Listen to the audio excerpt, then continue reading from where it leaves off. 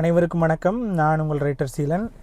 யார் இந்த பார்த்திபேந்திரன் அப்படிங்கிற என்னுடைய முதல் நூல், யார் இந்த பார்த்திபேந்திரன் அப்படிங்கிற நூல் எழுதுவதற்கான தேவை அப்படிங்கிறது வந்து என்னுடைய ஆதித்த கரிகாலன் கொடுத்த நூலுக்கான அந்த தேடலிருந்து தான் தொடங்குச்சு. பார்த்திபேந்திரன் யார் அப்படிங்கிற அந்த தேடல் வந்து உண்மையிலே ஷாக்கிங்கான சில ரிசல்ட்ஸ் கொடுச்சுது. அதை பற்றின எழுத்தாளர்கள் மற்றும் ஆய்வாளர்கள் என்ன சொல்லியிருக்காங்கன்னு பார்க்கும்போது, நான் சொன்ன அந்த பார்த்திபேந்திரன் யாராக இருக்க முடியும் அப்படிங்கிறத வந்து யாருமே சொல்லலை.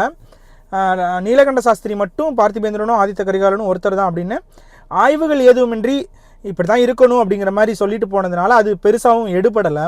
ஸோ ஆய்வின் அடிப்படையில் பார்த்திபேந்திரனும் ஆதித்த கரிகாலனும் ஒருவர் தான் அப்படின்னு நிறுவனம் அப்படின்னு நான் முடிவு செஞ்சேன்.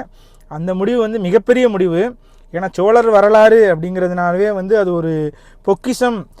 சோழர் வரலாறில் ஏதாவது தப்பாக சொல்லிட்டோன்னா எப்படி எழுத்துலகமும் ஆய்வுலகமும் நம்மளை பார்க்கும் அப்படிங்கிறது வந்து எல்லாருக்கும் நல்லாவே தெரியும். அதையும் தாண்டி நான் வந்து இந்த ஆய்வை தொட்டேன். மேபி அந்த ஆய்வு தவறாகவும் இருக்கலாம், சரியாகவும் இருக்கலாம்.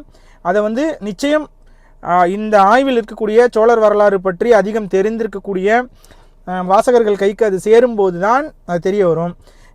அது பரவலான அந்த வரவேற்பு மற்றும் விமர்சன பார்வையில் வந்து இந்த நூலை அணுகணும்னு நானே மனம் திறந்து எல்லாரையும் அழைக்கின்றேன்.